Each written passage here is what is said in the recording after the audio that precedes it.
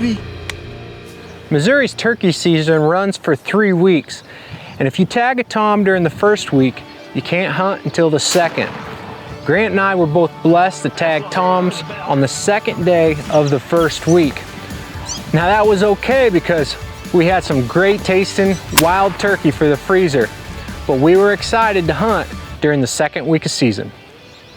The first morning of that second week, I was back in the turkey woods and conditions seemed favorable for hunting, but it was very quiet that morning. I wasn't able to connect with a tom that morning, but I used the afternoon to plan for the following hunt. I used the Moultrie mobile app, looked at photos of that day, tried to get an idea of where toms were moving throughout the day, and get an idea of what was happening on the property. And I noticed that that morning, a nice tom had walked by a camera very early. He was obviously roosted nearby. I believe this was a tom that Grant and I had had an encounter with the week before. During Grant's hunt, a dominant tom had come running down the ridge from the direction we believed these toms were roosted in. This dominant tom flared off, chasing a subordinate tom. Grant tagged the subordinate tom, so that dominant tom was still on the ridge. And I believed with all this information, Colby and I may be able to slip in real early, get out on the point of that ridge, right there close to where that tom may be roosted.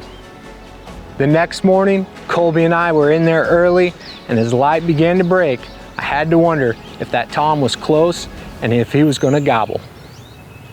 It wasn't long before I heard a gobble on the far ridge to the south.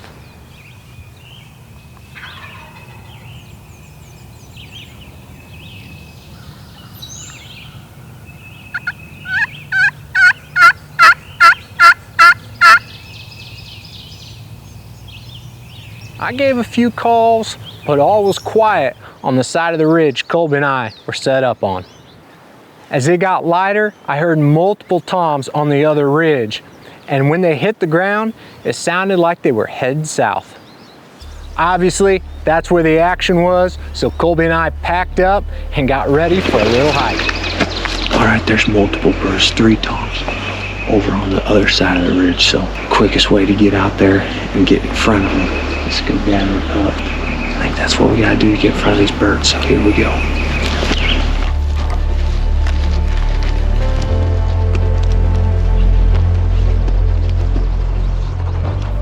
As we were hiking up the far ridge, I peeked over and I saw a strutter in a native vegetation area. He had a hen there. He obviously was tied up for a while, so Colby and I ducked back down behind the ridge and slipped into a redneck blind that we had positioned on the point of that ridge. Colby and I got comfortable and we started listening to see where the other toms were.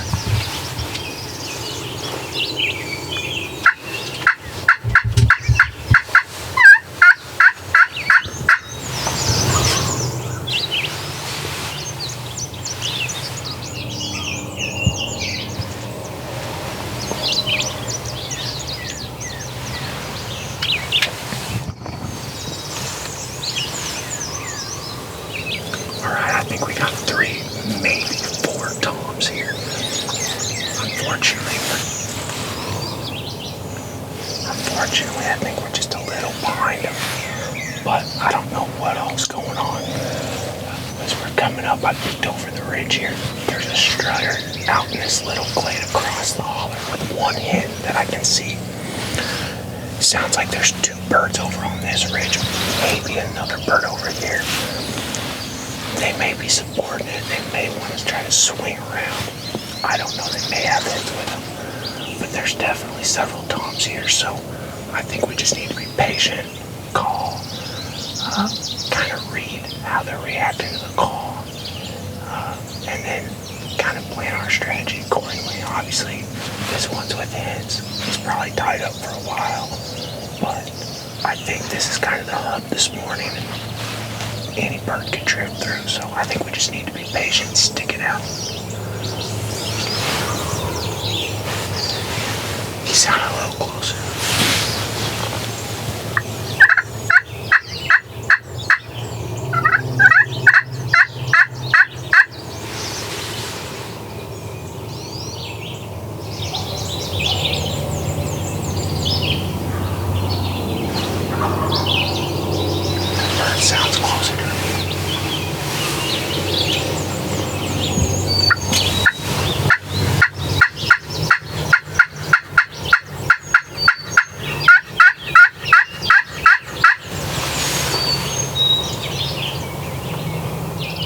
The toms would gobble every now and then, but didn't seem interested to the calling.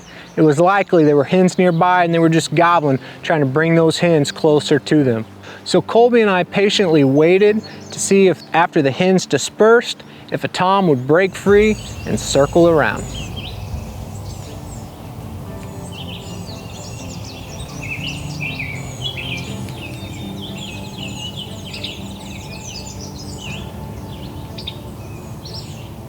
It'd been quiet for several hours, and around 10 a.m. I decided to head down the mountain and try to slip into the timber just on the edge of that native vegetation area I'd seen that strutter, hoping that that hen had dispersed and that tom was nearby and he was lonely.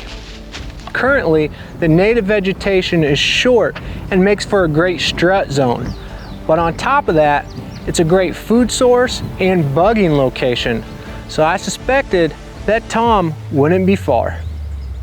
Colby and I got set up and I gave a call.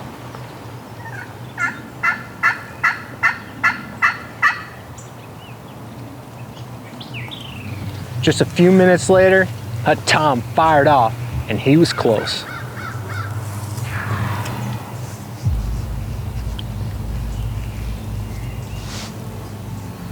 I rustled and kind of raked around, trying to imitate a hen scratching in the leaves.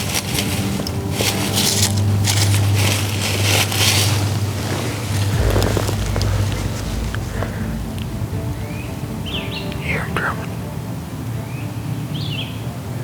Right in front of us. When that tom rattled off again, it sounded good.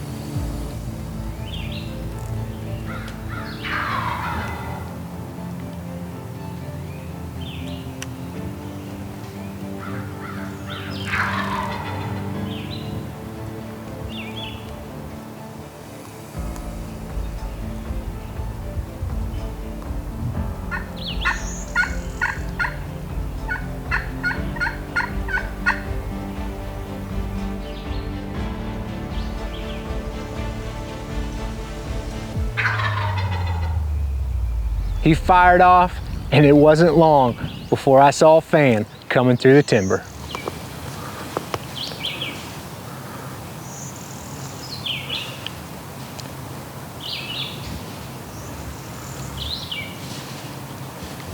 I'm gonna have to swing when he gets to the right of this big tree.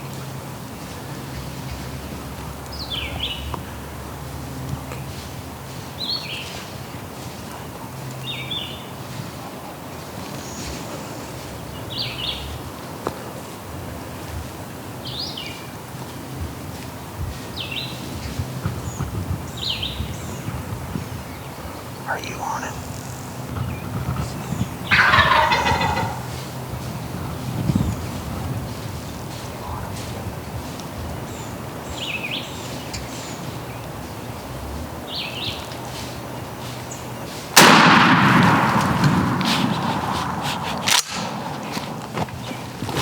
Boom, baby! That's what I'm talking about right there. Man, that gets my blood pumping. That bird is 20 yards away. Oh my word. This hunt was the entire morning. It's 10:30 and I've got a long beard on the ground. We were clear on the point on the other ridge and we went in looking for a bird and it was quiet on our side of the ridge. But there was 4 different toms I think I heard this morning on this side of the ridge and they were kind of moving to the south. And instead of going back, getting in the buggy and trying to come around on them, Colby and I put some work on the lacrosse boots and we went down a steep mountain and up a steep mountain. And when we got to the top of this next ridge, we could hear multiple birds just right here on the south. And I actually looked over and I could see a strutter. He had to have been maybe 80 yards just to my left, out in this little native vegetation area where there was low vegetation. He was out there strutting with a hen. And so Colby and I parked ourselves in a redneck blind, and I called every now and then, but we were patient and it got dead silent. knew those gobblers were with hens, and we waited till about 10 o'clock. And we boogied down around and came up this little spine, not far from where I'd seen that tom. We got in the timber here, and he wasn't far. And as soon as we sat down, I hit the call. He gobbled. He was just to our north, and he came. Here we are, second week. I'm tagged out in Missouri. I'm gonna go put my hands on this joker. Let's go look at him. 19, 20, 21, 22, 22 steps. And there he is.